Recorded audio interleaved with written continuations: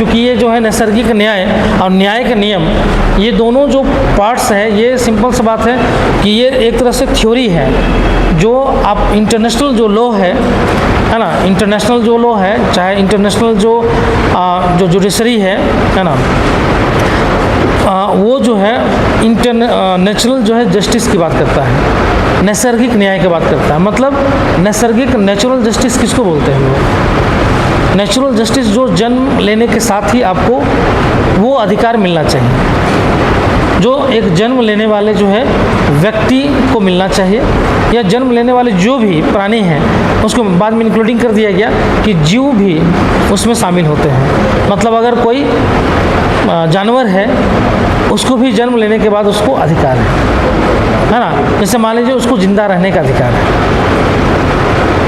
अगर कोई जीव जन्म लिया, मान लीजिए कि अगर शेर जो है जन्म लिया तो उसको भी जीने का अधिकार है। बाघ अगर जो है जन्म लिया उसको भी जीने का अधिकार है। नहीं तो मालूम चला कि सब उसको मार मार के जो है खाल निकाल देगा और सब बेच देगा, तो उसका जो है फंडामेंटल राइट तो ख़त्म हो गया ना। तो ये बोला गया कि नेचुरल जो राइट होता है वो जन्म लेने के साथ जो है व्यक्ति को मिलना चाहिए। और ये प्रोवाइड कौन करवाएगा? ये प्रोवाइड जो है स्टेट करवाएगा, क्योंकि राइट्स किसके पास होता है? राइट्स प्रोवाइड करवाने का काम किसके पास होता है? क्योंकि एक नागरिक वो स्टेट के अंदर में रहता है और स्टेट उसके ऊपर रूल करता है। तो स्टेट का रूल ऐसा होना चाहिए जिसमें जो है उसके नेचुरल राइट को जो है ख़त्म ना कर दिया जाए। समझ में? तो स्टेट को जो है ये ऐसा प्रोविज़न करना चाहिए कि उसको नेचुरल जो उसका राइट्स है या नेचुरल जो उसका जस्टिस वाला पार्ट है वो उसको मिलना चाहिए, नेचुरल राइट। मान लीजिए स्वच्छ पर्यावरण, ये क्या है? किसी भी व्यक्ति को या जीव को जन्म लेने के साथ उसको अधिकार है कि उसको स्वच्छ पर्यावरण मिले,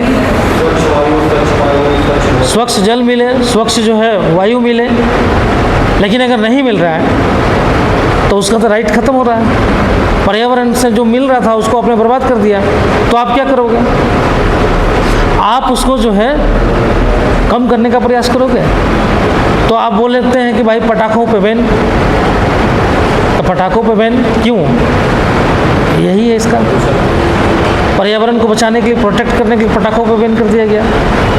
डीजल गाड़ियों पे बैन कर दिया जा रहा है ना। सीएनजी और जो है बैटरी गाड़ियों को जोड़ दिया जा रहा है। बसेस खासकर जो जहाँ पे ज़्यादा पोल्यूशन का संभावना या पोल्यूटेड जो सिटी है वहाँ पे जो है सीएनजी बसेस को चलाया जा रहा है। इस दिल्ली वगैरह में बंद कर दिया गया, डीजल गाड़ी नहीं चलता वहाँ पे, सीएनजी बसेस चलता है। बसेस सीएनजी है। या फिर जो है अहमदाबाद हो गया, सीएनजी बसेस चलता है वहाँ पे।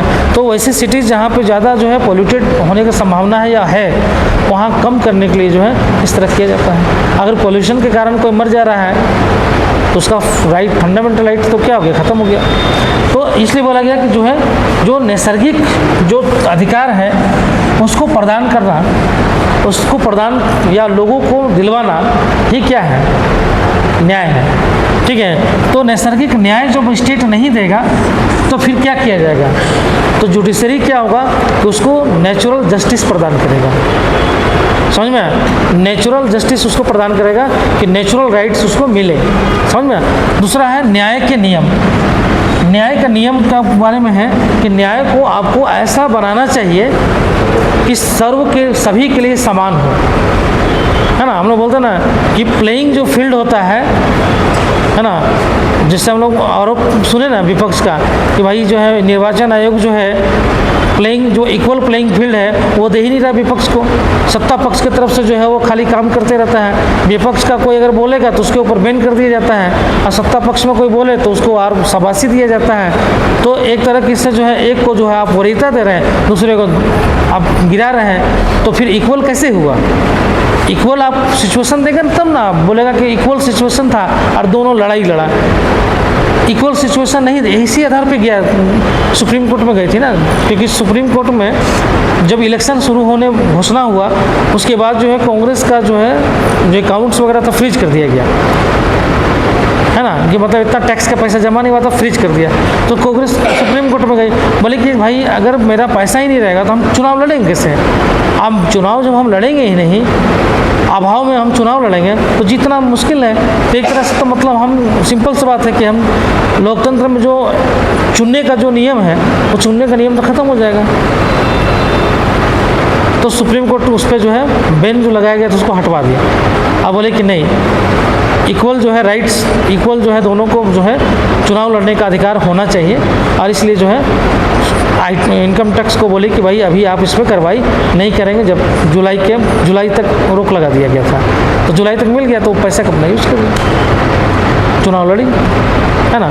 तो ये होता है। तो आप मान लीजिए जब केस लड़ने के बात आता है, जब जस्टिस लेने के बात होता है, तो सिंपल सी बात है, एक प्रताड़ित करने वाला है, एक प्रताड़ित होने वाला है। जस्टिस उसी में होगा ना कि अगर प्रताड़ित करने वाला को सज़ा नहीं मिला और जो प्रताड़ित होने वाला है उसको भी सज़ा मिल गया, चाहे नहीं मिला, तो फिर न्याय क्या हुआ?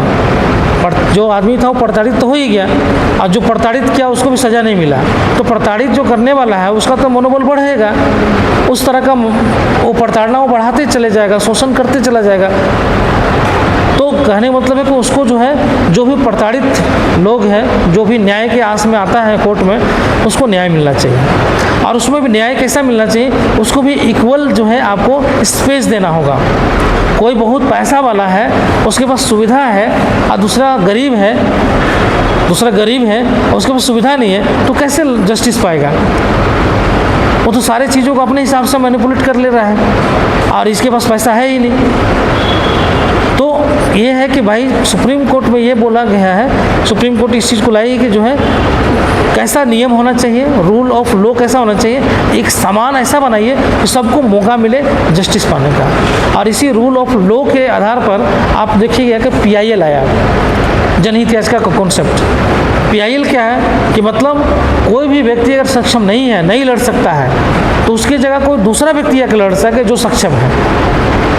समझ में? कोई दूसरा व्यक्ति उसके लिए, अगर उस तो भी नहीं हुआ तो पत्र भी भेज देगा तो भी सुप्रीम कोर्ट उसको एक्सेप्ट कर लेगी। एप्लीकेशन चिट्ठी भी लिख देगा तो भी, व्हाट्सएप पे भी भेज दीजिएगा तो भी सुप्रीम कोर्ट एक्सेप्ट कर सकती है उसको, व्हाट्सएप पे भी। समझ में? तो ये क्या है कि मतलब उसके पास सुविधा नहीं है, उसको सुविधा सुप्रीम कोर्ट दे रही है। समझ में? वकील नहीं है तो फ्री लीगल एड देने का प्रोविज़न करवा दी, क्या उसको वकील दीजिए, सरकार को बोले कि आप उसको अवेलेबल करवाइए, वकील दीजिए, सलाह दिलवाइए, है ना, और उसको जो है जस्टिस मिलना चाहिए। समझ में? तो यही चीज़ है, इसी चीज़ का सिद्धांत है। न्याय के नियम है कि जैसे सभी को एक समान जो है ट्रीटमेंट मिलना चाहिए, एक समान जो है लोगों को अपॉर्चुनिटी मिलना चाहिए न्याय के लिए। समझ में? तो ये पहले होता था, जमींदार है तो उसके पास साधन है, वो गया जाके मजिस्ट्रेट को पैसा दे दिया, खिला दिया, भोजन करवा दिया, तो न्याय उसके हिसाब से हो गया। किसान था, मजदूर था, उसको न्याय मिलता ही नहीं था, आदिवासी था, उसको मिलता ही नहीं था। तो सिंपल सी बात है, नहीं मिलेगा तो क्या होगा? असंतोष तो बढ़ेगा ना। तो हिस्ट्री में तो पढ़े, असंतोष इसलिए बढ़ता था। समझ में? तो ये चीज़ें क्या है कि इसलिए ये नियम बनाया गया कि एक तरह से नियम ऐसा होना चाहिए जो इक्वल होना चाहिए, सभी के लिए समान जो है न्याय मिलना चाहिए। ठीक है, तो ये हो गया। ये दोनों बाद में है, जिक्र करेंगे। अब देखो सुप्रीम कोर्ट का रोल। अब सुप्रीम कोर्ट है तो क्या काम करेगा? कोर्ट है तो काम क्या करेगा?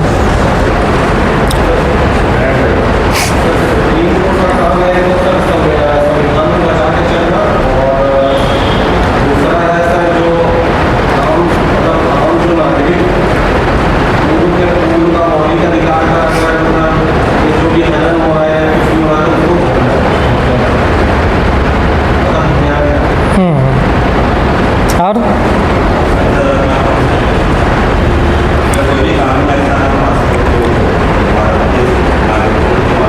तो सब जितना बोल रहे सब संविधान के अंदर आ ही गया है,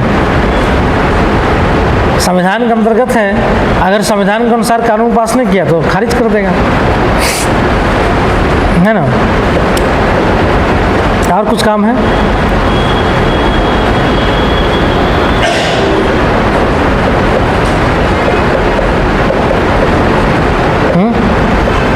न्यायपालिका का कुछ काम है, घूस वूस लेना होना कुछ काम?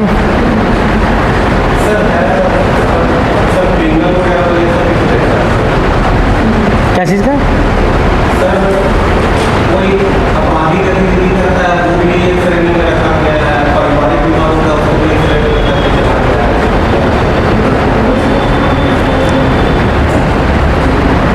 हैदराबाद में जानते हो ओपन जेल का कॉन्सेप्ट किया गया है। ओपन जेल हैदराबाद में, झारखंड में भी प्रपोजल है हजारीबाग में, मतलब ये भी कुछ काम हुआ नहीं है। ओपन जेल का जो है ना, ओपन जेल का जो है कॉन्सेप्ट है, मतलब आप जो है परिवार के साथ रह सकें, घर जैसा है ना, परिवार के साथ उसमें आप रहिए। ओपन खुला हुआ जेल है, भाग नहीं सकते हैं, लेकिन जो है परिवार के साथ रहिए। इसलिए कॉन्सेप्ट रखा गया कि जो है अपराधी और अपराधी मिलकर जो है एक बड़ा अपराध कर देते हैं। तो क्रिमिनल मालिक नहीं था, फिर भी मान ली गलती से अगर वो जेल में चला गया तो और क्रिमिनल ही बन जाता है। तो परिवार के साथ रहेगा तो जो है उसके अंदर में जो, क्योंकि जस्टिस क्या है कि कोई अगर कोई क्राइम किया है तो उसको सज़ा इसलिए दिया जाता है कि वो सुधर जाए, उसको सुधारने के लिए सज़ा दिया जाता है, ना कि और जो है वो क्रिमिनल बन जाए, है ना। तो फैमिली के साथ है, ये फैमिली के साथ आप रहिए, खाइए पीजिए, है ना। और जो है उसके बाद जो है क्या बोलते हैं, वहाँ पे आपको खेती करने के लिए भी दे दिया, कुछ काम करने के लिए भी दे दिया। आप सज़ा काट रहे हैं एक दीवार, चार दीवारी के अंदर में ही, लेकिन परिवार के जैसा आप रह रहे हैं। हाँ बोल सकते हो, सही। हाउस अरेस्ट तो ऐसे ही होता है, अभी किसी घर में बंद कर दिया गया, हाँ उसी तरीके से वहाँ पर ना वो जा सकता है, वो मेंबर जा सकता है, वो रहेगा नहीं। अब खाना खाने समय आ गया, खाना खाने समय आ गया, सुबह में आ गया, है ना, मतलब फैमिली की तरह जो है उसको ये ना लगे कि जो है फैमिली नहीं है।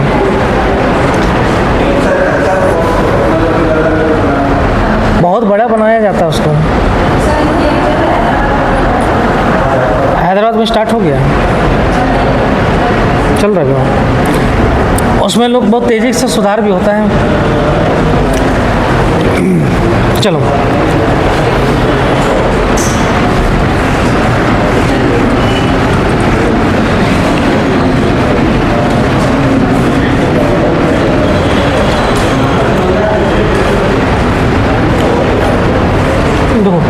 सुप्रीम कोर्ट का अगर हम लोग भूमिका देखें, भूमिका एक तो जो है न्याय करने में सुप्रीम कोर्ट जो है एक तरीके से सिंपल सा है, सुप्रीम कोर्ट का जो मेन काम है वो है जस्टिस प्रदान करना, है ना, न्याय करना। तो सुप्रीम कोर्ट तो इसका भूमिका किस में है कि न्यायिक कार्य करना, मतलब न्यायिक जो कार्य होता है उस न्यायिक कार्य को ये करता है, ठीक है। तो न्यायिक कार्य में जो है एक अपने अधीनस्थ न्यायालयों को भी जो है क्या करता है, न्यायालय को भी जो है गाइडेंस करता है, मतलब दिशा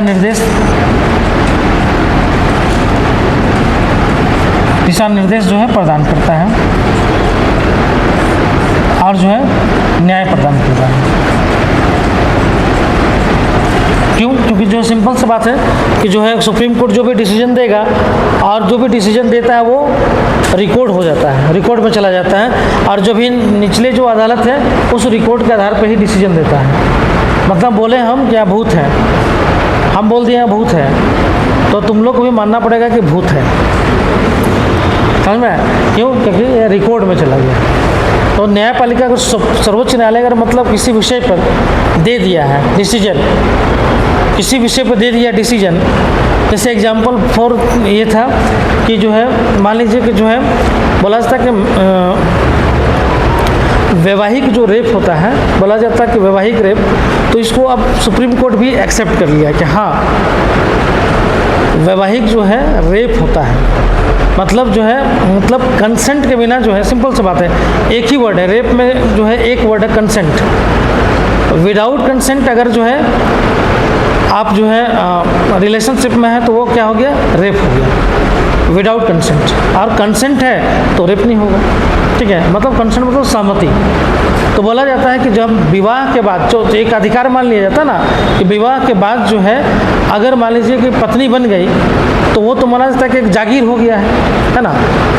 तो एक केस गया था इसमें सुप्रीम कोर्ट के पास, और लड़की केस की थी कि मतलब जो है बिना विदाउट कंसेंट जो है विदाउट कंसेंट जो है पति जो है उसके साथ रिलेशनशिप में रहा, मतलब किया, जो एक तरह से टॉर्चर था, समझ में। तो सुप्रीम कोर्ट में डाला कि सुप्रीम कोर्ट में दिया कि बिना सहमति का जो है इस तरह का कार्य जो है एक रेप के अंतर्गत आता है, भले वो विवाह क्यों ना हुआ हो, लेकिन जो है आप ज़बरदस्ती नहीं कर सकते हैं, समझ में। तो सुप्रीम पहले हाई कोर्ट में गया, फिर सुप्रीम हाई कोर्ट खारिज कर दिया कि नहीं, जब शादी होने के बाद जो है शादी होने के बाद एक पति और पत्नी के बीच में जो है ये जो रिलेशनशिप है ये अनिवार्य होता है, और अगर जो है पति अगर बनाता है इस तरह का रिलेशनशिप तो उसका जो है राइट्स है।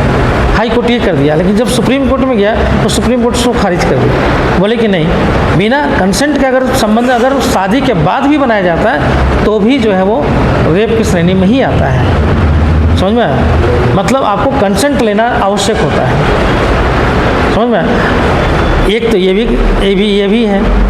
दूसरा एक स्टेटमेंट ये भी आया था कि मान लीजिए कि जो है कि पति को बहुत दिन तक अगर आप नहीं अगर रिलेशनशिप में रह रहे हैं तो भी एक क्रूशियल है, क्रूरता है पति के साथ। तो एक तरह से दोनों चीज़ दिया गया, ठीक है। लेकिन अगर बिना कंसेंट का आप करते हैं तो क्या हो गया, अब वो रेप श्रेणी में आ गया। मतलब अब हाई कोर्ट में अगर कोई केस ऐसा आता है कि मान लीजिए विवाह होता है और महिला जो है कंसेंट नहीं देती है और ज़बरदस्ती जो है रिलेशनशिप किया जाता है तो वो रेप की श्रेणी में आ जाएगा। और वो महिला अगर केस कर देती है हाई कोर्ट में या लोअर कोर्ट में तो वो रेप ही माना जाएगा। क्यों? क्योंकि सुप्रीम कोर्ट इस पर डिसीजन दे चुका है, और सुप्रीम कोर्ट जो भी डिसीजन देता है वो रिकॉर्ड में चला जाता है, मतलब वो हमेशा रहेगा, समझ में। वो हमेशा रहेगा और निचली अदालत उसको फॉलो करेगा। अगर नहीं करेगा तो कोर्ट का अवमानना हो जाता है, समझ में। तो कहने मतलब था कि कोई भी अगर डिसीजन दे रहा है सुप्रीम कोर्ट वो रिकॉर्ड में जाता है।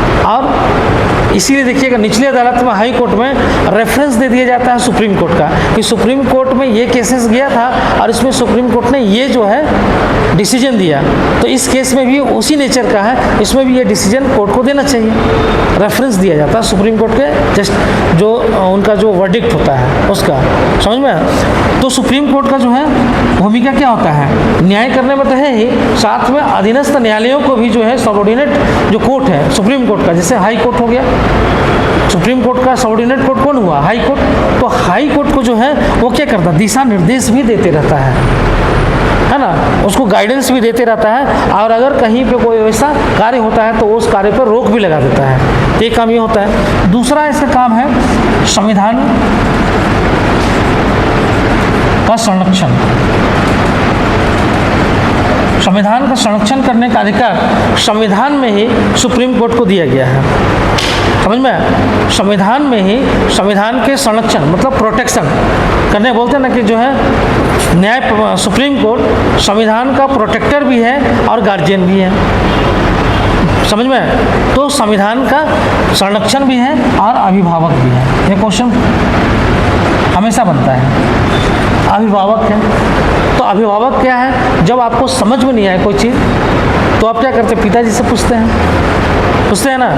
जब आपको कोई चीज़ समझ में नहीं आता है, जब आपके बस से बाहर हो जाता है तो आप पिताजी के पास चले जाते हैं कि पिताजी इसका क्या होगा, ये काम कैसे किया जा सकता है। तो वो अपने बताते हैं कि हाँ इसका जो है इस तरह काम करना पड़ेगा, चाहे ये काम करना पड़ेगा। तो अभिभावक क्या करते हैं कि आपको जो है सही गाइडेंस करते हैं, समझ में, गाइडेंस करते हैं। सुप्रीम कोर्ट भी क्या करता है, गाइडेंस करता है। जब जो है संविधान की भाषा समझ में ना आए, जब संविधान के प्रोविज़न क्लियर ना हो तो उसको क्लियरिटी या उसके जो है जो उसका भाषा है उसको समझाने का काम कौन करता है, सुप्रीम कोर्ट करता है। समझ में? जैसे एग्जाम्पल ले लो, संविधान में आर्टिकल 368 दिया हुआ था। 368 में यहाँ पे कहीं पे भी ये दिया गया कि भाई संविधान में संशोधन कर सकते हैं, संविधान में संशोधन करने का जो उसमें बात किया गया, लेकिन उसमें पावर का बात ही नहीं किया गया, वो प्रोसेस था। अब सरकार को लगता है कि हम कहीं भी संशोधन कर सकते हैं, नागरिक को लगता है कि आप कहीं भी संशोधन कर दीजिएगा तो फंडामेंटल राइट मेरा ख़त्म हो जाएगा। अब यहाँ पे तो क्लियरिटी नहीं था कि फंडामेंटल राइट में कर सकते हैं नहीं कर सकते हैं, समझ में? तो इसको क्लियरिटी कौन किया? Supreme court. अब सुप्रीम कोर्ट में केसेस गया और उसने व्याख्या की। शुरुआत में तो बोले कि नहीं कर सकता है, लेकिन गोलकनाथ केस में आया तो बोला कि नहीं कर सकते। क्यों? क्योंकि आर्टिकल 13 जो है क्या करता है, वो बैन लगाता है कि फंडामेंटल राइट में आप जो है नहीं कर सकते। और बाद में जो है वहाँ सिर्फ फंडामेंटल राइट में था, लेकिन और कहीं तो कर ही सकते हैं। आर्टिकल 13 तो सिर्फ फंडामेंटल राइट का था, लेकिन बाकी में तो कर सकते थे। बाद में केशवानंद भारती केस में आया तो बोला कि आप कर सकते हैं, लेकिन बेसिक स्ट्रक्चर को ख़त्म किए बिना। अब बेसिक स्ट्रक्चर जो है सिर्फ फंडामेंटल राइट नहीं रहा। आर्टिकल 13 सिर्फ फंडामेंटल, देखो यहाँ पे क्या है, आर्टिकल 13 सिर्फ फंडामेंटल राइट में रोक लगा रहा था संशोधन करने में, लेकिन बेसिक स्ट्रक्चर पूरे संविधान का हर एक पार्ट में रोक लगा सकता है। समझ में? आप देखो बेसिक स्ट्रक्चर में क्या क्या शामिल है, सेक्युलरिज्म भी शामिल है। आप सेक्युलरिज्म की भावना ख़त्म करेंगे।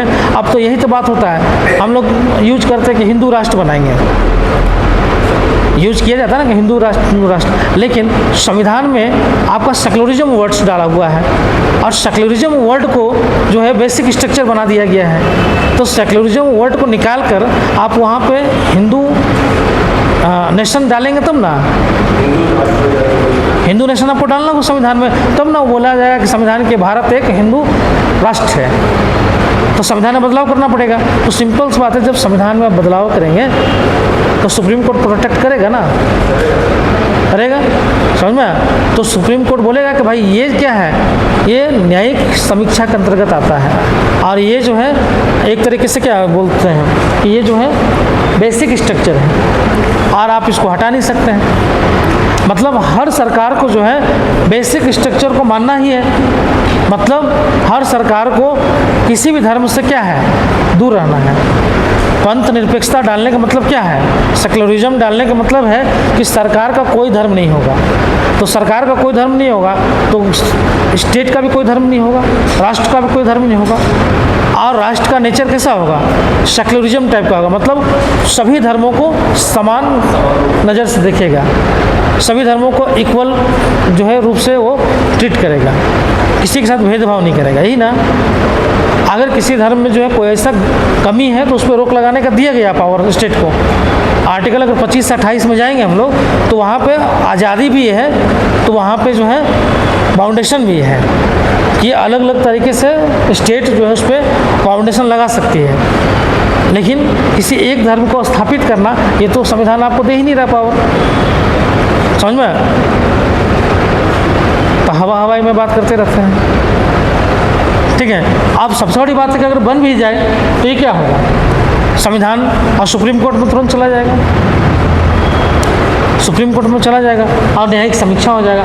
अब ये हो सकता है कि न्यायिक समीक्षा में जो इसको रद्द कर दे तो सरकार जो है फिर से उसको जो है सीज करने के लिए ले आए। ये हो सकता है सरकार के पास अगर बहुमत होगा तो उसके उस फैसले को सीज कर सकता है। जैसे सीज किया गया दिल्ली के फैसले को, दिल्ली पर जो है दिल्ली पे विवाद हुआ था कि दिल्ली पर जो है दिल्ली सरकार का क्या पावर है और सेंट्रल गवर्नमेंट का क्या पावर है। क्योंकि दोनों के बीच में विवाद चलता था, केजरीवाल और उसके बीच में।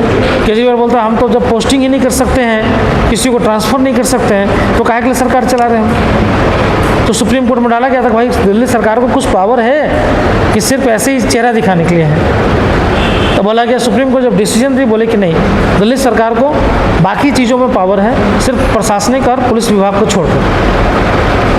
तो बाकी जो भी विभाग था उस विभाग में ट्रांसफ़र पोस्टिंग सब कुछ कर सकती है दिल्ली सरकार है। पुलिस विभाग है ना, वो सेंट्रल गवर्नमेंट के पास में था।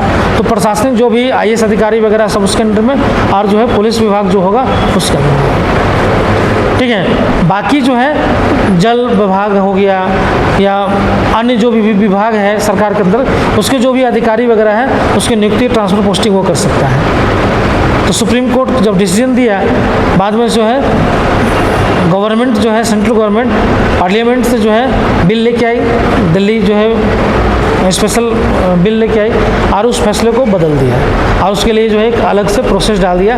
एक जो है कमेटी होगा, वही डिसीजन लेगा कि जो है किसका नियुक्ति कैसे होगा, और उस कमेटी में मुख्यमंत्री के अलावा सारा सेंट्रल गवर्नमेंट का अधिकारी है। ठीक है, हो गया। ठीक है, यही जो है भूमिका है सुप्रीम कोर्ट का, प्रोटेक्टर का भी है और गार्जियन का भी है। तो फंडामेंटल राइट में क्या पोजीशन था उसको स्पष्ट किया सुप्रीम कोर्ट ने कि गार्जियन की भूमिका है, और जब कोई फंडामेंटल राइट को जब नष्ट करने का प्रयास किया तो उसको बचाया, ये उसका प्रोटेक्टर का है। कोई संविधान से कोई चीज़ों को निकाल रहा है, उसको बचाना उसका क्या है, प्रोटेक्टर वाला भूमिका में। तो ये प्रोटेक्टर और गार्जियन दोनों भूमिका में, और दूसरा न्यायिक भूमिका में। तो न्यायिक भूमिका में जाएंगे तो उसका पावर हम लोग देखेंगे, और इसी में आपका जो है न्यायिक सक्रियतावाद और जुडिशियल रिव्यू भी आ जाएगा। क्लियर? चलो कल नहीं, अब मंडे को हम लोग बैठेंगे।